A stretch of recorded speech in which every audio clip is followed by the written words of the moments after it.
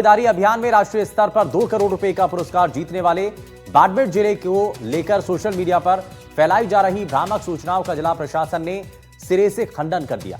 जिला कलेक्टर टीना डाबी ने मंगलवार को प्रेस कॉन्फ्रेंस कर साफ किया कि पुरस्कार से जुड़े आरोप पूरी तरह से गलत और भ्रामक है।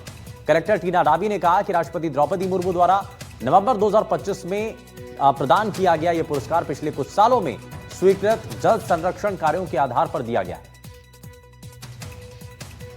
नमस्कार। बहुत ही दुर्भाग्यपूर्ण बात हमारे सामने आई है कि जो पूरे जिले का एक गौरव का क्षण था कि अभी हाल ही बाड़मेर जिले को जल संचय जन भागीदारी जो प्रोग्राम है उसके तहत पुरस्कृत किया गया था ऑनरेबल प्रेसिडेंट से, और इसमें जिले को 2 करोड़ की रिवॉर्ड मनी भी रिसीव हुआ था कि हम वाटर कंजर्वेशन की दिशा में और काम कर पाएं।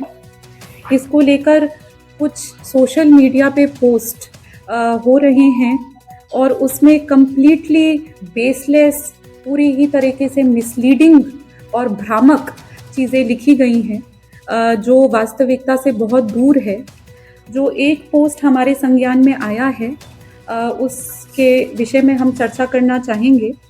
किसी एक सोशल मीडिया पोस्ट पे कुछ स्क्रीनशॉट्स लगाए गए हैं और कहा गया है कि इन स्क्रीनशॉट्स में जो काम और जो फोटोज़ हैं उनको लेकर सवाल खड़े किए गए हैं और कहा गया है कि अलग अलग काम पे एक ही फ़ोटो प्रदर्शित करके ज़्यादा काम दिखाए गए हैं, जो कि कम्प्लीटली गलत है, कम्प्लीटली भ्रामक है। और चूरू से बड़ी खबर, जहां गैर शैक्षणिक कार्यों में लगाए जाने से शिक्षक नाराज हैं। शिक्षक संघ शेखावत का जोरदार प्रदर्शन। वहीं इस दौरान एसडीएम कार्यालय पर धरना दिया गया। प्रदर्शन के दौरान जमकर नारेबाजी हुई। थानाधिकारी की मध्यस्थता के बाद ये जो मामला है वो कहीं जाकर के शांत हुआ। अपनी कई मांगों को लेकर आज राजस्थान शिक्षक संघ द्वारा बड़ा प्रदर्शन है वो उपखंड कार्यालय के ऊपर किया गया। हमारे साथ शिक्षक है, उनसे ही जान लेते आखिर किन मांगों को लेकर ये प्रदर्शन रहा। सर, बड़ा प्रदर्शन आज आपका किया गया, क्या मांगे थी आपकी प्रमुख? हमारी मुख्य मांग है कि शिक्षकों को तमाम गैर शैक्षणिक कार्यों से मुक्त करो, और यहाँ उपखंड कार्यालय के द्वारा शिक्षकों को बीएलओ के कार्य में झोंका जा रहा है और पाठ्यक्रम चूंकि विद्यालय में बच्चों का अब तक पूरा नहीं हुआ है, तो हम स्पष्ट कहने आए हैं कि शिक्षकों को इस काम से मुक्त करो और शिक्षकों को कक्षा कक्ष में पढ़ाने दो। तो सर, वार्ता भी आपकी हुई उपखंड अधिकारी से, क्या सहमति बनी?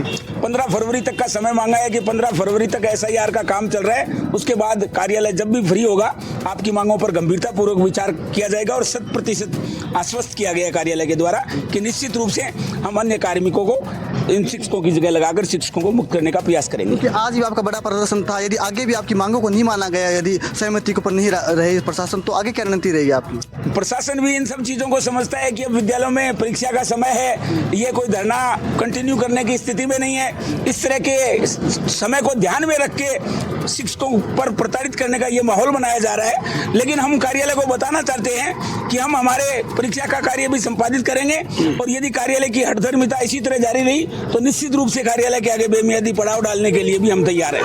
सर, शिक्षक संघ ने आरोप लगाया था कि शिक्षकों को डराया धमकाया जा रहा है, क्या कहेंगे?